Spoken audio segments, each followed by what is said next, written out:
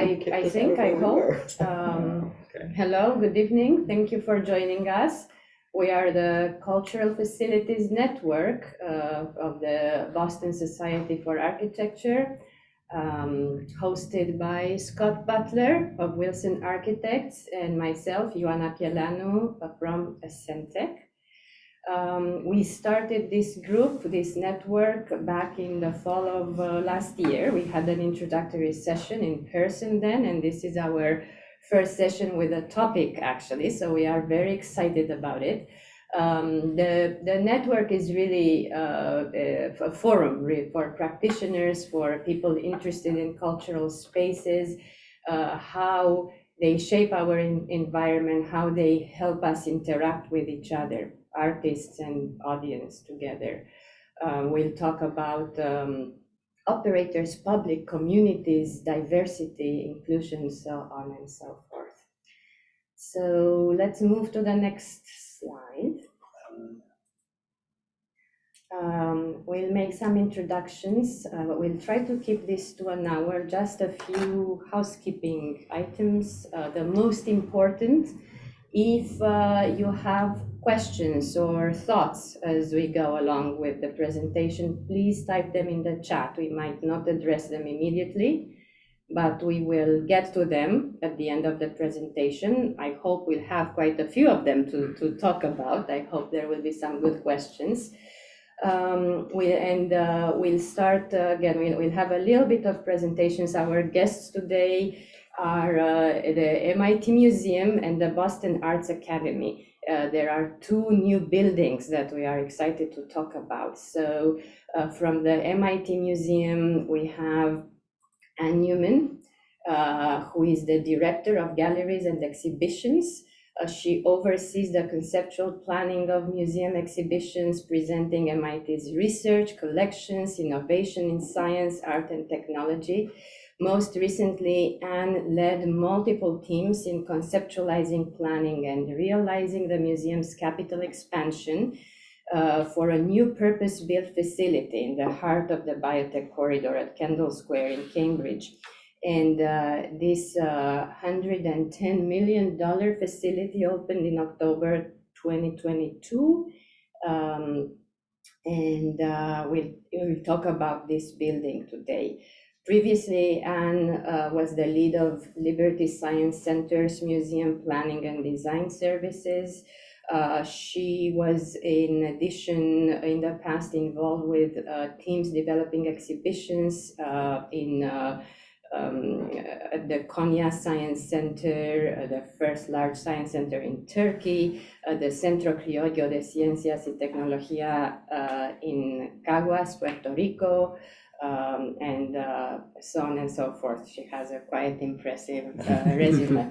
I won't keep going. And we have here next to Anne, Eric Howler. Eric was the architect involved with this, with the MIT Museum project. He's an architect, designer, and educator, very importantly. He's an associate professor in architecture at the Harvard Graduate School of Design. He teaches design studios and directs the Master of Architecture thesis program there. He is a co-founding partner of Howler and Yoon Architecture, again, the firm involved, who led the design of the MIT Museum. It's a research-driven studio of 25 plus designers and architects. And then we are going to move on to the next two guests. Scott? Yes, I'll introduce my partner, Tom Haynes, who has been with Wilson Butler Architects from its inception. And Tom has been working on a lot of performing arts facilities over the last 25 years, including Broward Center and Gouge Performing Arts Center in Auburn, and the restorations of several theaters in Richmond, Virginia, including the Altria. Our company is a focus on the performing arts, and Tom, as a project architect and also principal, has been leading these and also sort of guiding our work. He's also been involved in some of our entertainment projects, which have been mostly on the cruise ships. And with us today from the Boston Arts Academy, oh, I should mention, by the way, Tom was our lead on the Boston Arts Academy project, which is why he's speaking to it today. And he was very instrumental even in, I think, putting the team together that then worked on the project as well. The Boston Arts Academy here we have with us today is Daniel Jansen. Daniel is both a teacher, a photographer, a cinematographer, a visual designer. He's been working in the entertainment industry and has created lighting for over 600 plays, musicals, and concerts, including those shows like Oprah, L.J. Cool, Alison Krauss, and several other very impressive names here, as well as working for shows like even with companies like the Walt Disney Corporation. But he's here today because he teaches lighting design and is a technical director at the Boston Arts Academy. He's also founded an organization called Brighter Boston, which is a nonprofit organization that gives teenagers paid internships backstage on professional shows, which is a great way to get them introduced to the careers in cultural arts. Daniel holds a BFA in drama from Carnegie Mellon and an educational master's in educational neuroscience from Harvard. He's an avid hiker, rock climber, snowboarder, dad, and I can say cyclist because he showed up with his gravel bike in the snow today. So with that, I'll turn it back to you. Okay, thank you. So let's move on to the next slide.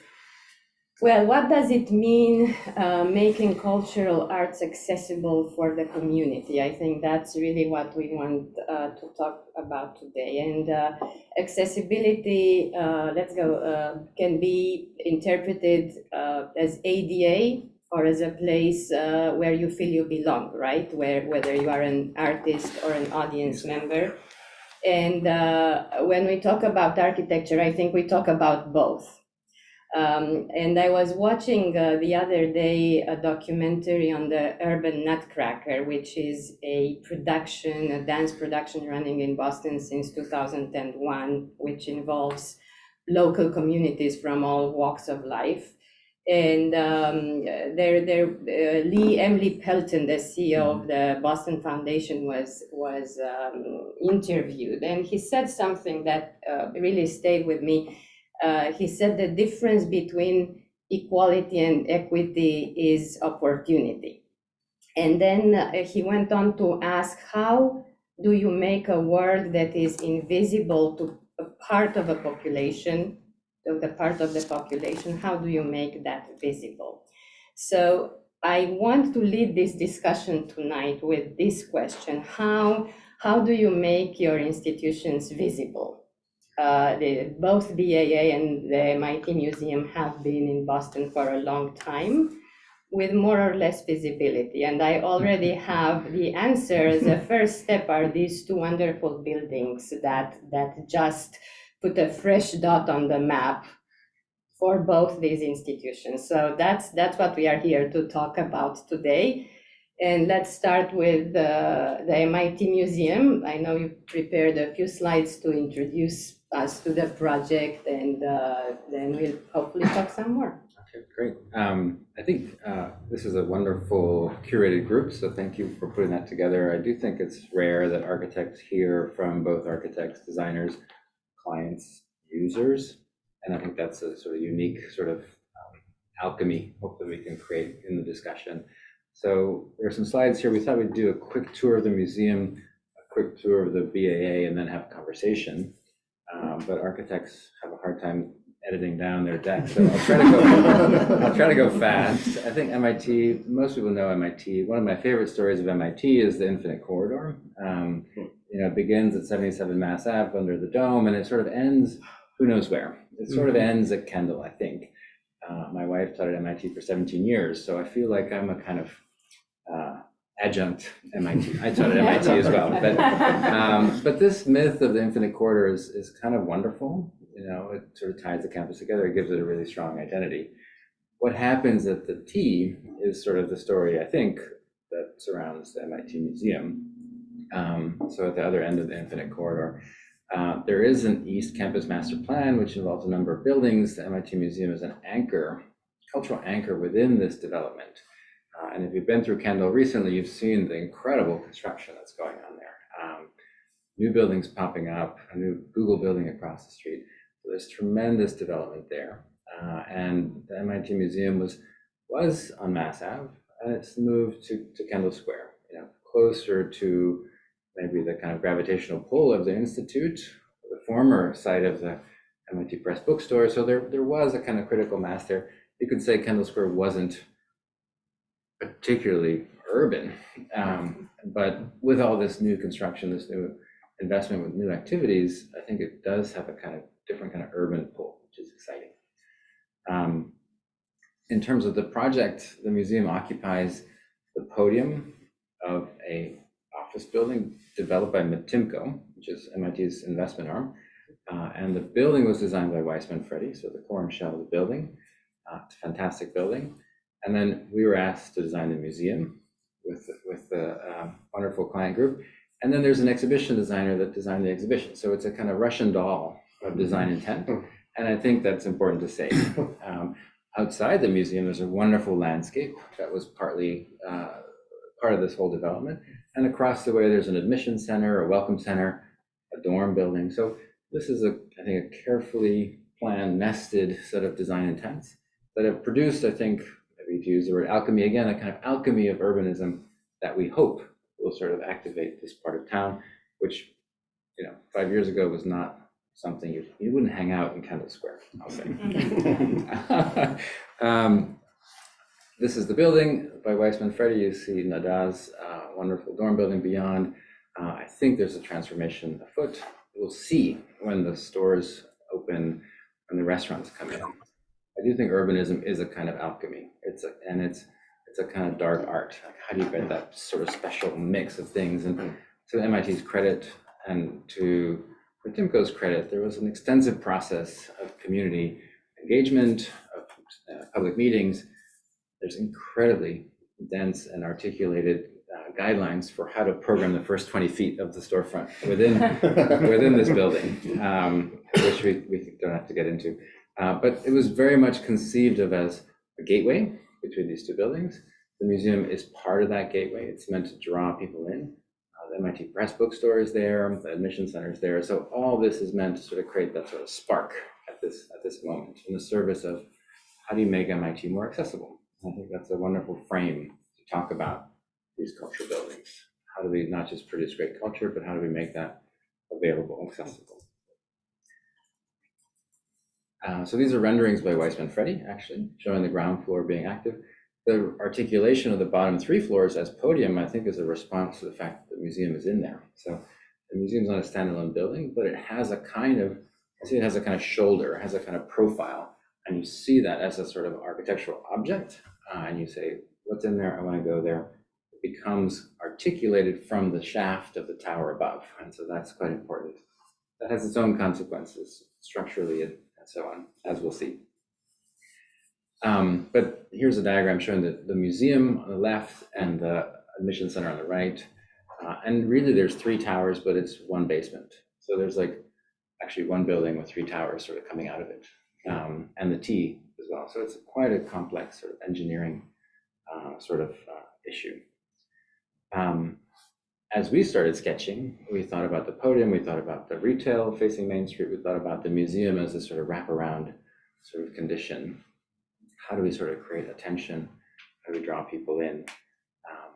And maybe I'll just pause and say, and there was some wonderful thinking at that time about like, how does the museum present MIT and its artifacts and its research culture to the world?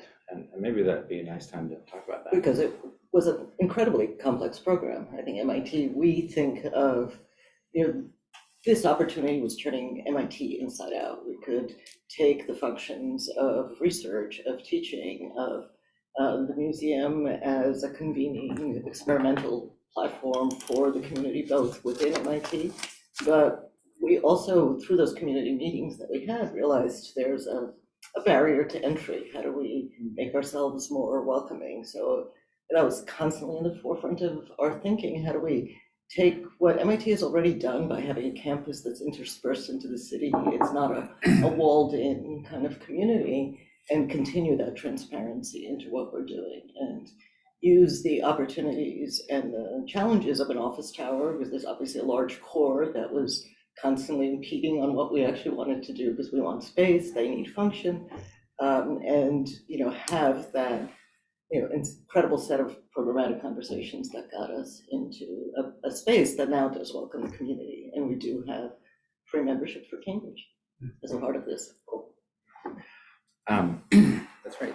When we got the plans, there was a plan to sort of put the galleries on the second floor, put the admin on the third floor, have the lobby on the ground floor. The stratified scheme on the left, we said, hey, wait a minute, what if we sort of introduce a spiral? And that was, I think, the kind of the big move to sort of draw the public up into the space. And so no stratification. We made this little model showing the kind of dark wood, sort of starting on the ground floor, wrapping around. We said the galleries are going to draw people up and through this building.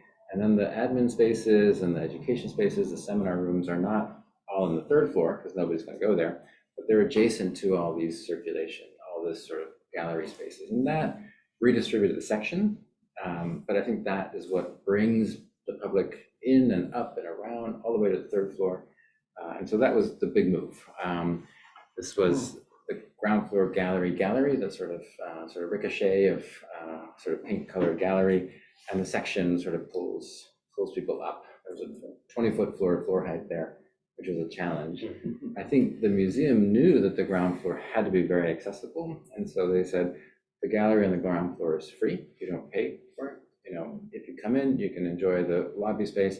Once you go upstairs, then that's when the sort of paywall happens. So that's a kind of gesture as a kind of enticement to bring people in.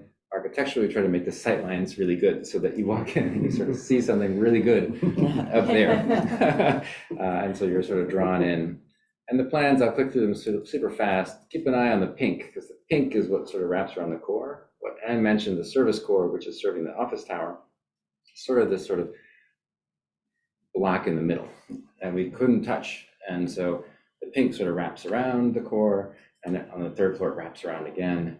And then the green is the collections, the seminar room. And so we said, how does the spiral end? It ends in a seminar room. It ends with artifacts. It ends with discourse and discussion. So that concept, I think, was quite strong. I believe in good ideas. And when you present a good idea to a client, they're like, that's a good idea.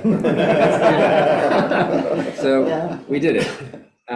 Quickly, just taking you through the building, because we sort of conceptualize it as like a person, an itinerary. I think architecture can be discussed as an itinerary.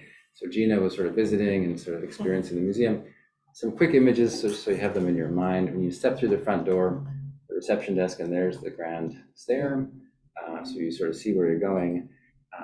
And what I mentioned about what's drawing in this, we did allow for something really dramatic to hang there, and I hear that's something's going to happen with some objects, which is exciting. But the architecture is basically saying there's a kind of grain to the space, sort of baffles that sort of organize the ceiling and provide the infrastructure, and then the stairs that take you up. So we actually use the ground floor lobby space as an introduction that it is a museum, a cultural space. So we will be changing out these installations. The first one is sort of a census counting community project by the artist Ekene Ijeoma out of the MIT Media Lab.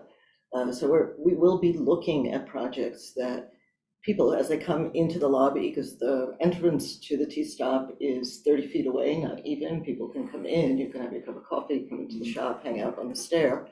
But what do we do in that space that gives the signal this is a cultural space? There's more upstairs. So we're really thinking programmatically of how frequently can we change things out that are sustainable and changeable, and give that immediate sense of welcome but dynamism as well, that we continue to change and evolve. And when you get up the top of the stairs, then the exhibition starts to unfold. And one small idea that I think helps wayfind in the space is the grain of the ceiling. And so the grain is always running north-south. You're always running either against the grain or with the grain or against the grain. And I think a space that's shaped like a donut can be disorienting, especially if you spiral around a few times. So the one idea that I think is really strong is this sort of grain. And it does things like provide plug-in points for track lighting and sort of Unistrut for supporting things. But I think about it as a kind of infrastructure for the future, things that are going to happen. And Wendy Evans Joseph did the exhibition design in here. Yeah, we used Wendy Joseph for all of the design, but architecturally, the other element that we really thought about a lot, and Eric and his team were brilliant in helping with, was using the points of light, using natural light in many of these spaces to lead you into the depth of it. So we really tried not to have just black box spaces, but think carefully of how do you always have this end destination point, so you actually want to go the distance and then understand where your next turn is and keep moving around that core of the building. So you'll see the use of natural light is also creating a sense of space that feels more welcoming. This gallery in particular is quite spacious because we double it for events for both the MIT community or anyone who wants to book the space. So the affordance of this new building to have event spaces, public circulation spaces, I think that's where we put a lot of the museum's resources into a commitment to have these classroom spaces, have public spaces that aren't just precious galleries. I'll just take us around the bend and around a few times just to show you a taste of what's there. I did organize the slides in terms of like, when is it, cross grain versus parallel to the grain. But the content really completes the architecture. It complements the architecture. I think when you walk in, there's so much to see. It's like this almost an embarrassment of riches. Like, where do I go? It's like there's so much to see. Yeah, I mean, I'm stunned by the beauty of the exhibition design. It's really, really spectacular. And I think from a client's point of view, I don't think we can stress enough how important it was to have had all the members of the design teams being really, integrated in a way that we could have this very kind of complete, holistic, seamless look and feel at the end of it. So by having that sort of compatible intellectual, but also highly collaborative approach made all the difference.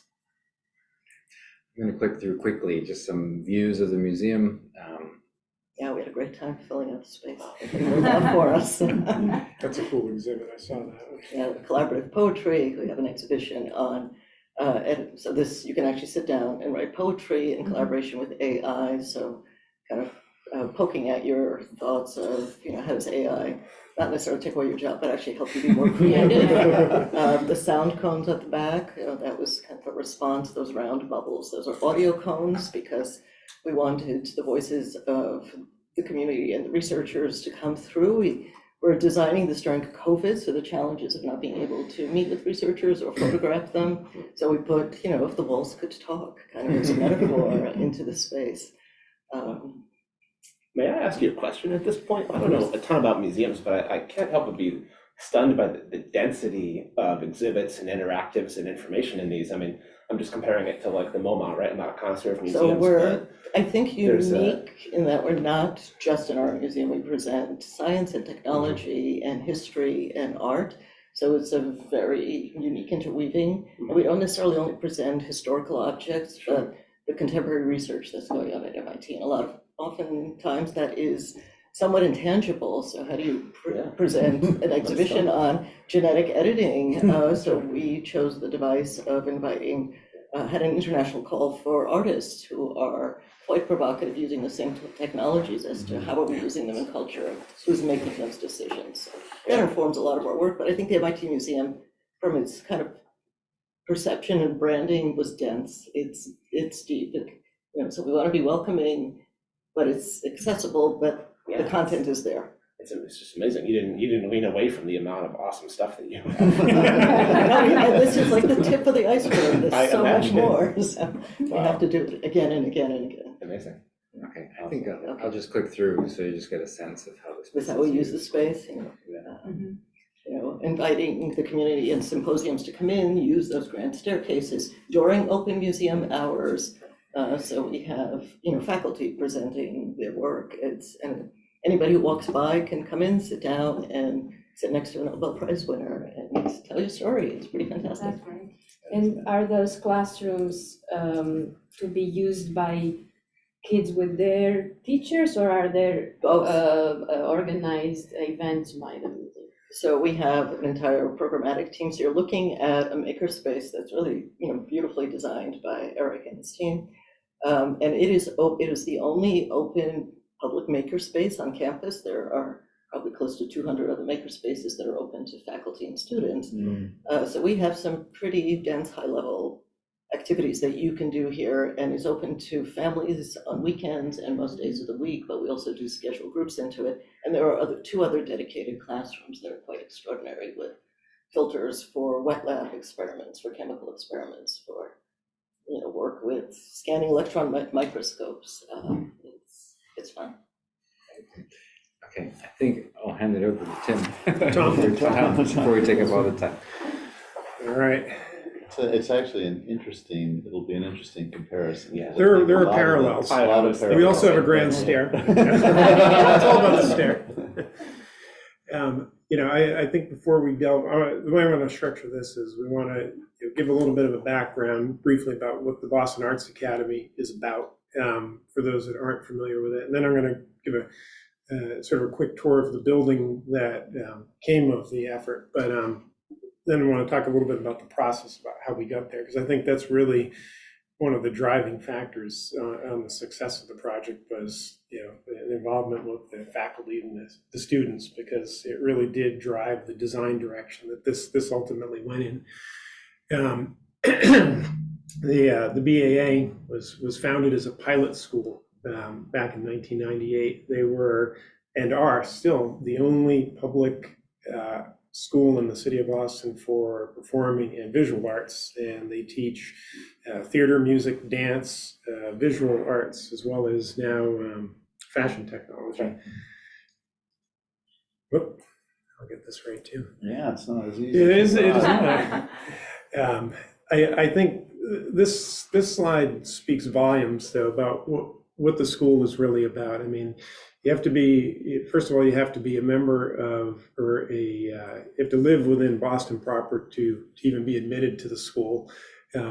When the school was founded, they really wanted to build this on the notion that it would represent all the different neighborhoods, in the city of Boston.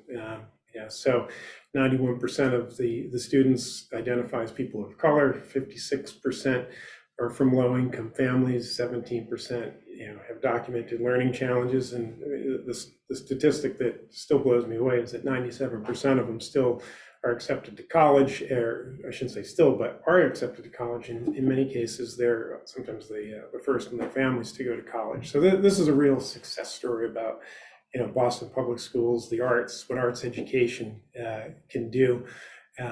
Just the admissions process alone, it's done blindly, and it's done through you have to submit a portfolio if you're in the visual arts, or audition if you're in the performing arts, and everything else is disregarded.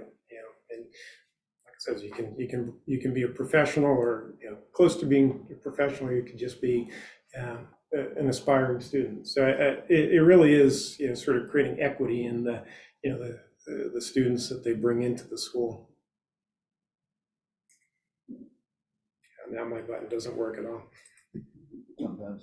Oh, you know what? I think it's go now. There we go. So we won't go into a great detail on the layout of this, but the school is rather large at about 154,000 square feet. So it's worth just a quick overview of how it's arranged. And it's essentially done in what we ended up describing as academic neighborhoods. When we were working on this project, Perkins Eastman was our partners on this. We focused a lot on the arts. They focused on the educational components. It was truly a collaborative effort with the teams. And we met in the middle when it came to sort of the common spaces, the exterior design. When all was said and done, we worked with the BAA, and we noticed in our past years of working with them that the arts tend to want to be in their silos, and we were trying to break that up. But at the end of the day, we were unsuccessful, and there was a number of reasons why. So what we settled on was, to create these academic neighborhoods. So, for a high school, public high school, it's a very public building because of the performances that go on, because of the art, exhibitions that go on. So we tried to put a lot of the large public spaces down near the lower levels, which are represented in purple. That's the theater spaces. As you work your way up through the building, the notion of the academic neighborhoods, the colors in sort of the reddish tone are more of the traditional, general classrooms, that you get in your core curriculums. And so the second floor was a mix of, still again, theater, admin, some art galleries, and then because of the great floor-to-floor heights, we actually had an interstitial space just for the catwalks, which kind of led to some interesting opportunities that I'll speak to later.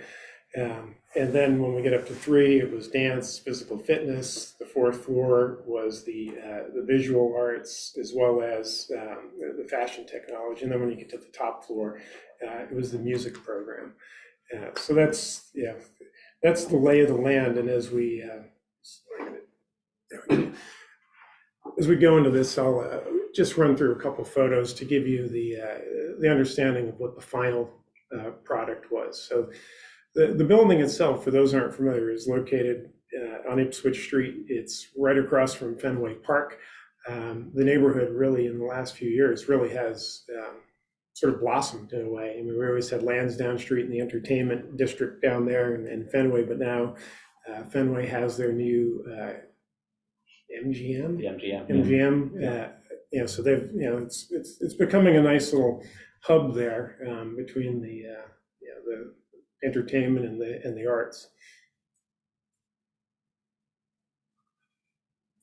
So this is the first floor of the space, and I think I want you to take this in because what's interesting about this is what they have, what they ultimately ended up with, but where they came from, because we went through this process with the students, and it was a lot of discussion about pride in place, just being able to bring people into the school and be real proud about what they have, and then showing off the incredible work that's done here. So, the ground floor really is public spaces, large, performance spaces to get you into the theater. There's an art gallery. The image on the right, you see this large installation that was actually done through a program with the City of Boston for the 1% for the Arts, where Outside Artist was commissioned to install this very interesting interactive piece, which is probably worth a discussion unto itself, because there's a lot that goes on there, where it records memories and slowly brings these things through in time and plays them back. It's pretty fascinating as an art piece goes. And then working our way up through the building, the second floor, we have the Proscenium Theater, which is a 500-seat proscenium theater. Considering some of the smaller theaters that we've worked on in the past, I'd say this rivals some of the abilities that can be done in there. It really is a excellent teaching tool for the students. And one aspect of this, I think, that folks aren't aware of, even if they're aware of the school, is that the BAA does actually do instruction with technical theater. And so it's not just performing or being an artist and being on the stage. They teach you stagecraft, how do you run the rigging. And this is a photo of Dan here up on the rigging with a couple students, teaching them how to safely load bricks onto the rigging, which is a dangerous operation. And so there's that. There's the lighting.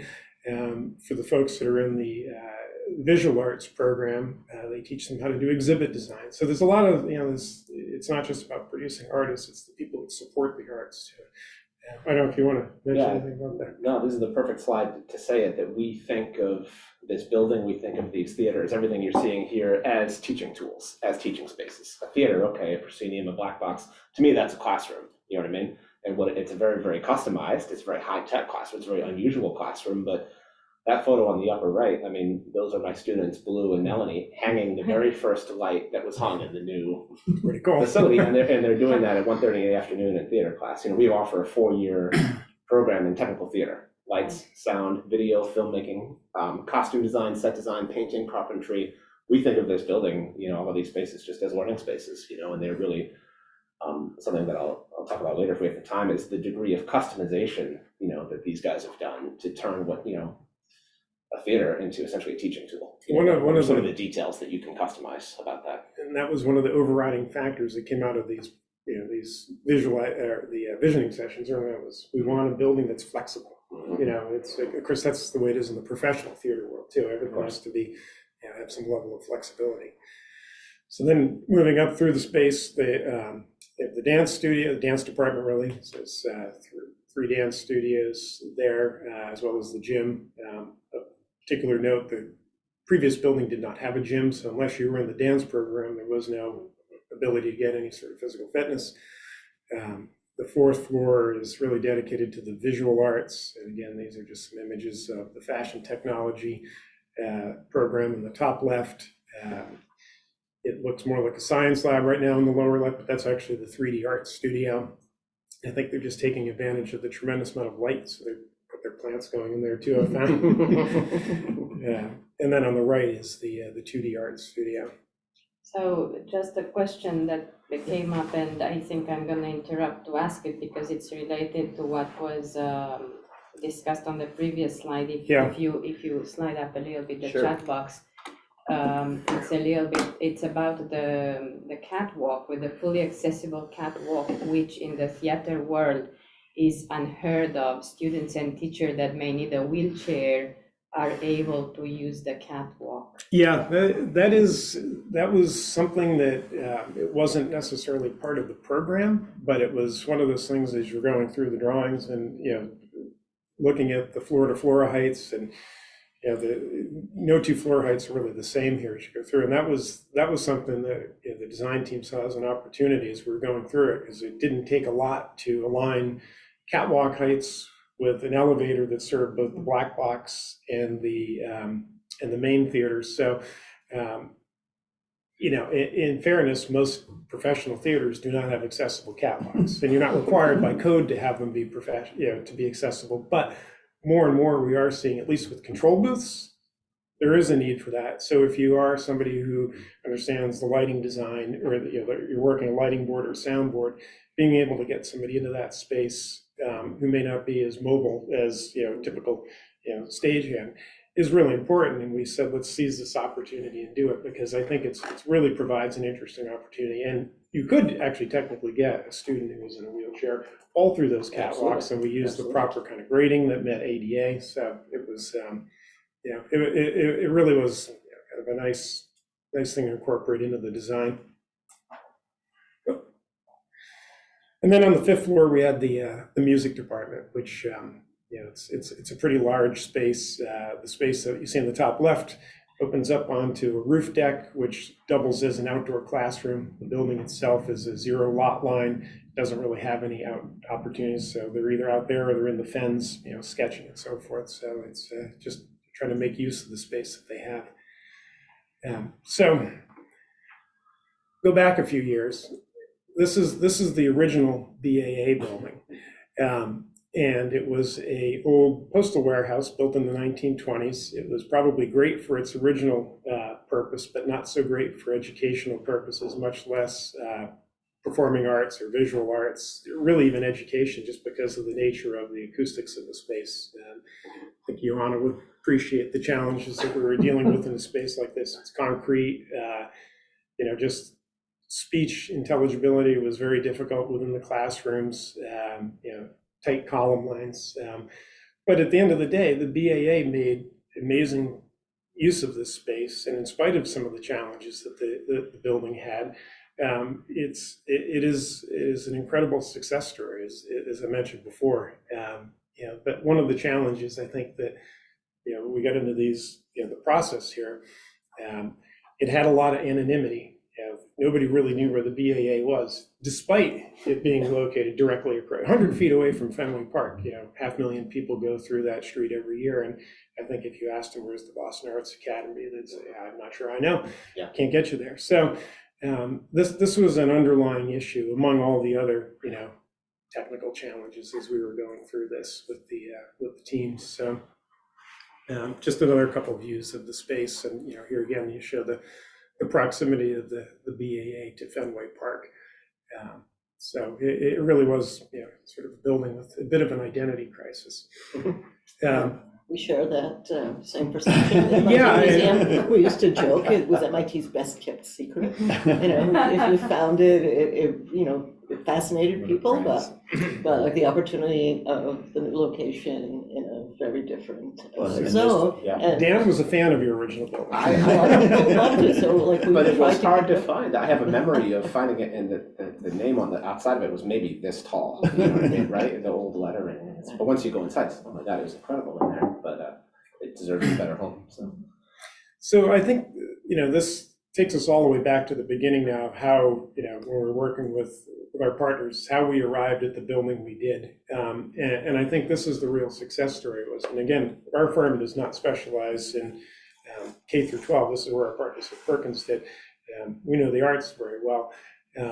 But my sense was that this was perhaps a unique program. And I think it kind of speaks to the way the BAA is run in a way, just with, the students are very engaged. There's a lot of discussion and discourse within the school itself. So when we went in, before we even started meeting with the end users, we did have these conversations with the students, select number of students, parents as well, and then obviously the faculty and the administrators. And it really was interesting because as you go through the process, there was these several rounds of discussions and finding out, trying to tease out what the issues were that, and what the students would like to see in their new building. We knew the original building didn't have a gym. We knew it didn't have a theater, even though it was a performing arts school. It had a small black box theater, but not a proper theater. So they were always having to go off to the Strand or another place. So, but what these exercises did was it really started to dig into the things, and you really started to understand what, the minds of the students and what was important to them. Then we went through exercises where we started voting on what was key. And despite it saying civic presence really did rise to the top along with flexible spaces. But what was really fascinating was this, you could kind of categorize things as this body, mind, and spirit. And that was really, we packaged them up there. And this is really what drove the design going forward, because it was the little things that we take for granted, in a more modern building. Lighting, good air quality, the CO2 levels were through the roof in the original building, which helps, it doesn't help with the learning process. So it was, it really, I think this process doesn't work for every project, but I think it was really, led to largely the success of the building. Can you pause right now and just say how months, years, how long are you talking about from getting the gig to, of this listening process? And, There were many chapters in this. Yeah, I'd like to start 15 years ago. Yeah. Because we literally started talking about moving them to the theater district. Mhm. And then that led to a whole, because they knew at the time that the building wasn't going to suffice, and they had just had opened to wild success, and it was really a halo project for the Boston City school system. Mhm. So then we started going around the city and saying, oh, well, someone's got a school that's been abandoned here, could we Sure. use that? Someone's Sure. got this. We probably looked at, I Over want to 2 say, dozen, yeah, Location. 2 dozen 2 sites. dozen sites. And actually what's interesting is, because if you look at them, we should have a map of the city of Boston to explain it. There is no center to the city of Boston unless maybe you want to talk, because even the way the T works doesn't really give you to an easy center. But everybody had been going to this school for as long as they had, that they said, you know what, we should just leave it where it is. Everyone knows the T routes to get here. You're being serious about 15 years of Oh, yeah, learning no, a no. client. and Yeah, this listening. started It's- early. I mean, it was either So, Linda or and then Ann who would and call then us. the project had several false starts, It started at one point with the city, because we were all waiting for the city of Boston school system to make the decision. The BPS had to make the decision. And then we were waiting for the, the state to allocate the funds. MSBA. And then they were still doing a private fundraising campaign, because the BAA gets a lot of additional support in order to sort of supply the school with materials and lots of extracurricular. So, anyway, we should keep moving, because Yeah. I think we want to get to So- We're going questions. to have the dialogue. Yeah, just a couple more things that we thought, I think just think about ways that you can include, finding opportunities for engagement with the client that maybe go a little bit, beyond the norm here. Whenever we were going through the early stages of the design, we had this large, one of the things was they wanted a program on display so that people on the street could see glimpses of it. But we always felt that this bay was too large, so we created this element right over the front door. So it did two things. It sort of gave you this giant billboard. We always refer to it internally as the exclamation point. But it announced where the front door was on such a long facade. So we always had these little placeholders in there. It's going to be something. And eventually, I forget where it originated, whether it was with the city or whatever. So maybe we can get one of the graphic design students to come up with a graphic for this. And when all was said and done, it was this young woman who, I think she was in her junior year at the time, Natalia Reyes, and now I believe she's at Lesley College in a graphic design program. She was ultimately came up with the design for this. And there were many iterations and working with the glass manufacturer to find out, the city, they're working with the actual, some of the actual graphics on there. But this was the end result. And her work will always be there. And it's just, just another way that you can get, interesting ways to engage the students. But so much of that is also tied into, I guess, what the zoning and signage constraints of a city can be. Right. So we found, the MIT Museum, where it has huge challenges. We're not directly on Main Street, we're off the T in that alley.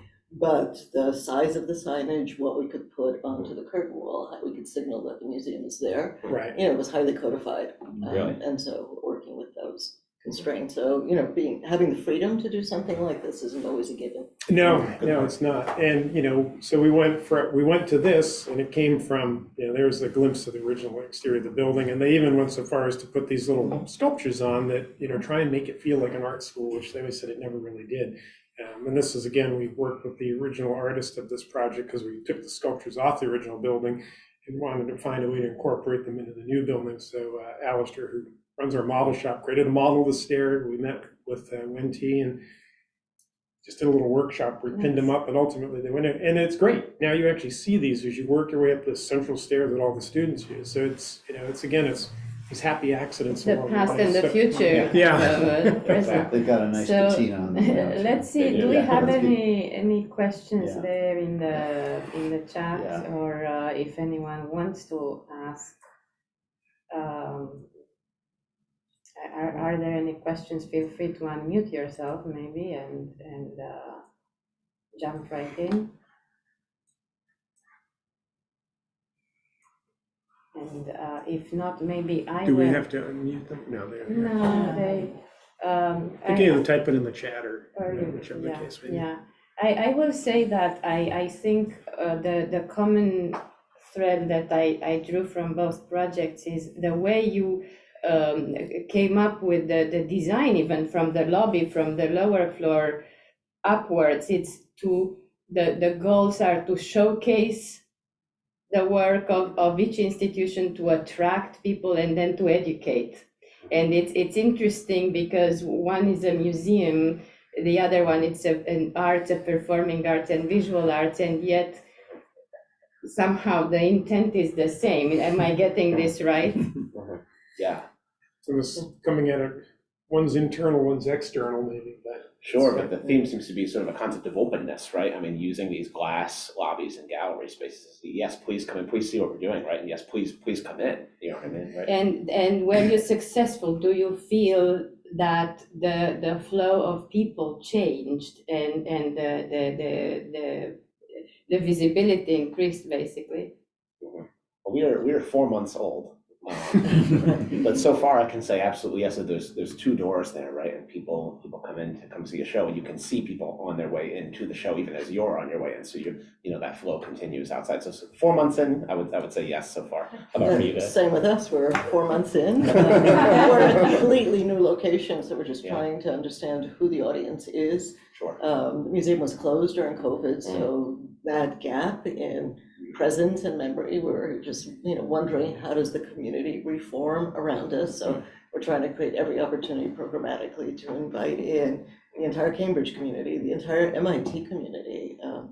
But one of the fascinating things about our process was that Eric and his firm, he comes from that academic teaching background. So the entire process, I think, at least for me as a designer, was fascinating because every conversation was this deep exploration through all the possibilities. And I'm wondering, how is this even possible for, the firm to stay alive doing this? But there was We often ask extraordinary ourselves that narrative into being able to have the freedom of that really intellectual exercise of how can this be even better? Yeah. How can we really shape these spaces and make them be what they are?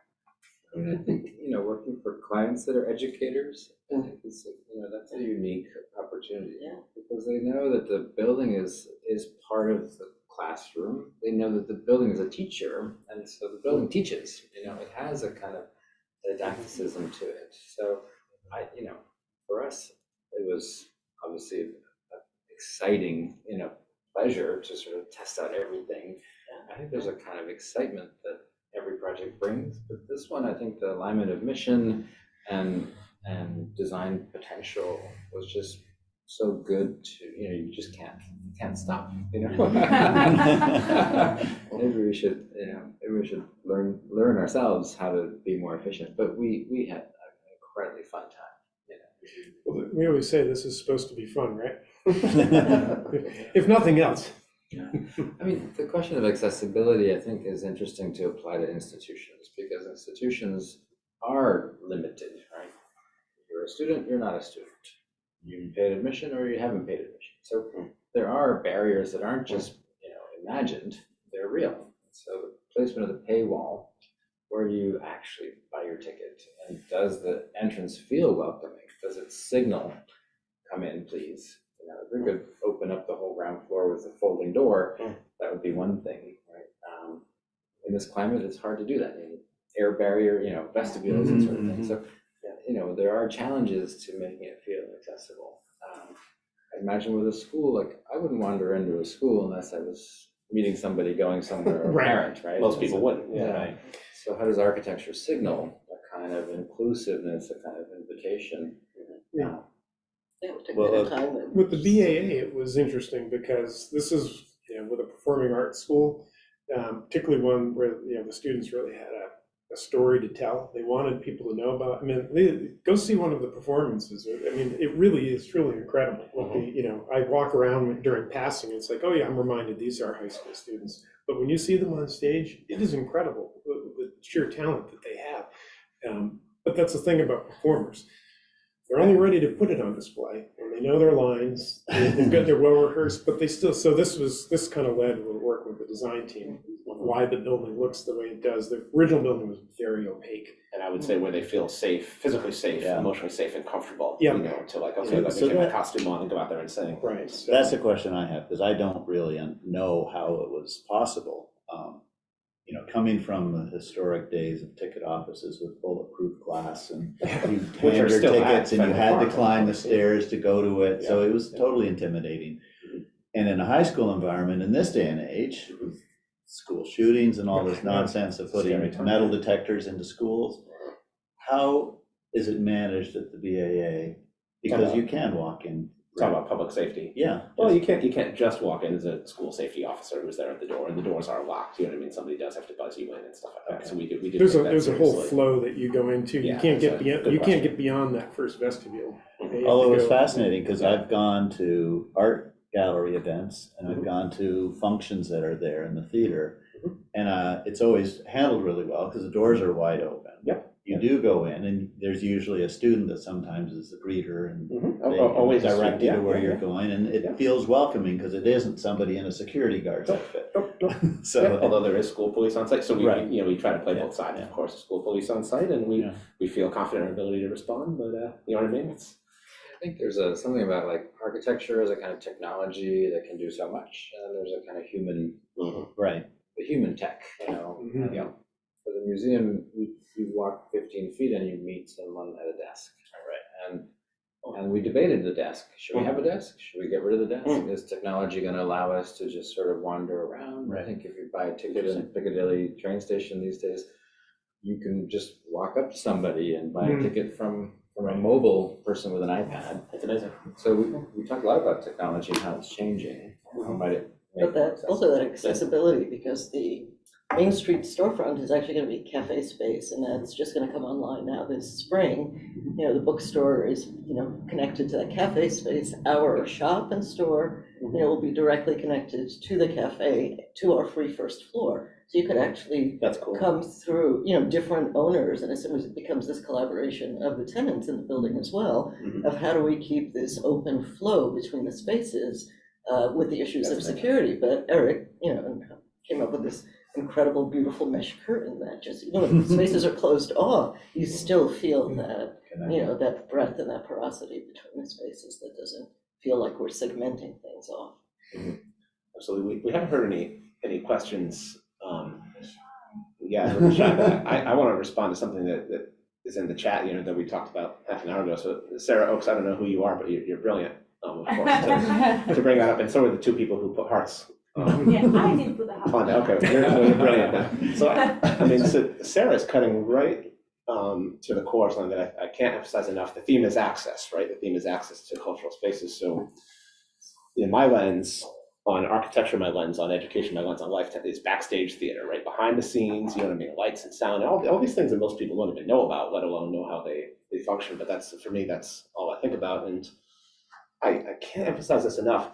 So we've got these catwalks, right? These 35 feet in the air, you know, theater catwalks where students are coming to class and working in and putting up lights, and they're all ADA accessible, right? Well, the principle here that I can't emphasize enough is that when you design for access for one person, you help everybody. You know what I mean? And that's what I would hope everybody would think about, is that, like, you know, it's not a narrowing of your focus. It's actually it's good for everybody. I mean, they say rising tide lifts all boats, right? Sort of a cliche, but it's really true. I mean, the classic example of this is like the curb cuts, right? You know, your granite curbstones, right? And people put a ramp, they put a cut so you can, you know, get a wheelchair down from the sidewalk into the road. But who else do curb cuts help? Anybody with a baby stroller, anybody with a box of equipment on wheels, and anybody with a That's bike. true, Anybody yeah. with a bike loves having that curb cut. So you didn't take anything away from anybody else. Actually helped everybody by designing for Yeah. access. And I think Right. the BIA is full of these things that we did maybe for one population or maybe for one specific issue, but it helped everybody. Examples of that: ramps. Oh my God, you can move equipment up a ramp, you can move a wheelchair, or you can move a box of heavy lights. You know what I mean? This doorway is broad enough to get this fixture through. Well, then it's broad enough to get a lot of other things through it too. You know what I mean? That the service elevator hits every floor, including the tower. Oh my God, I love that elevator. You know what I mean? Like, Yeah. so there's this guiding principle of that when you when you consider the populations that are going to struggle the most, you really help all of us. You know? In ways that I don't wonder whether we can even anticipate. You know what I mean? Like, how can you imagine all of those use cases? Well, nobody could. You know what I mean? So we had some consultants come on board, or we actually reached out to community groups to basically advise us and teach us, you know, how they want us to approach more accessible spaces. And their mantra was, you know, nothing about us without us. Mhm. And so to be able to incorporate that into, you know, this was more in the exhibition design than in the architecture.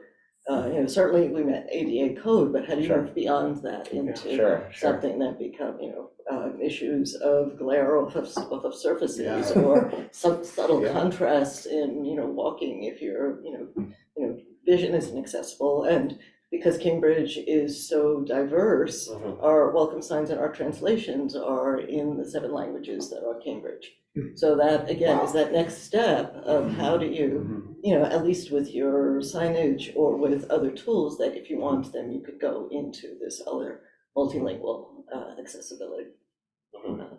Now, some of the languages are pretty specific to Cambridge, so it's not the ones you would typically think of, but, Mhm.